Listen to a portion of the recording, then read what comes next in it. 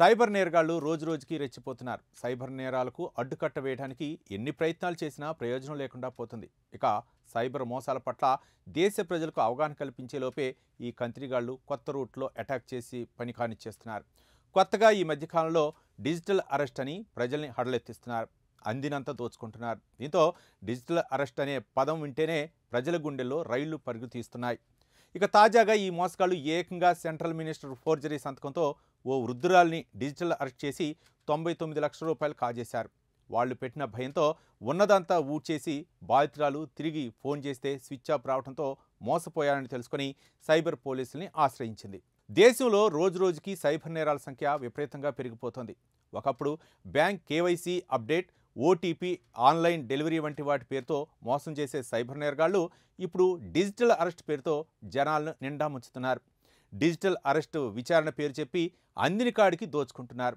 తాజాగా కొందరు కేటుగాళ్లు ఏకంగా కేంద్ర ఆర్థిక మంత్రి నిర్మలా సీతారామన్ పేరు చెప్పి 99 లక్షల రూపాయలు కాజేశారు. ఈ సంఘటన మహారాష్ట్ర పూణేలో వెలుగు చూసింది.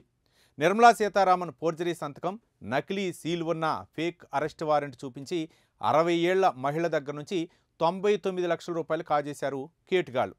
బాధితురాలు పోలీసులకు ఫిర్యాదు చేయడంతో ఈ మోసం వెలుగులోకి వచ్చింది. ఈ సంఘటన అక్టోబర్ చివరి వారంలో పూణేలోని క్రోధుడ్ ప్రాంతంలో చోటు చేసుకుంది.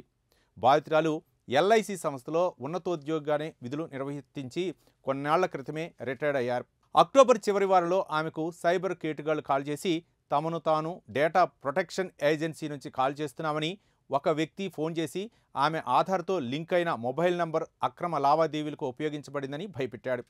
ఆ తర్వాత జార్జ్ మాథ్యూ అనే సీనియర్ పోలీస్ అధికారిగా పరిచయం చేసుకున్న మరో వ్యక్తి వీడియో కాల్ చేశాడు. మనీ లాండరింగ్ కేసు నమోదైందని, ఆమె బ్యాంక్ ఖాతాలు సీజ్ చేస్తామని హెచ్చరించాడు.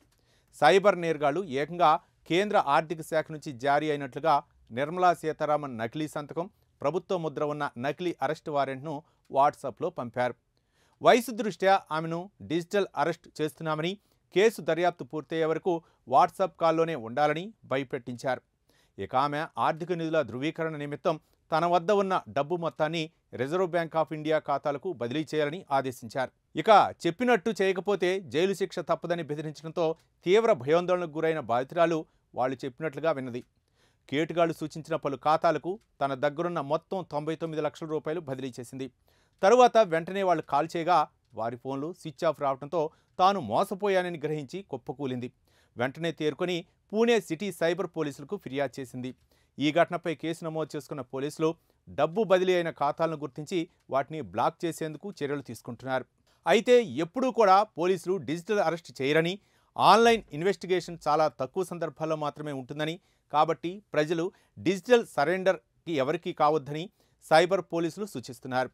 ఇక ఈ మధ్యకాలంలో సీనియర్ సిటిజన్లు, విదేశాల నుంచి తిరిగి వచ్చిన వారిని సైబర్ నేరగాళ్లు డిజిటల్ అరెస్ట్ పేరుతో బురడి కొట్టిస్తున్నారు.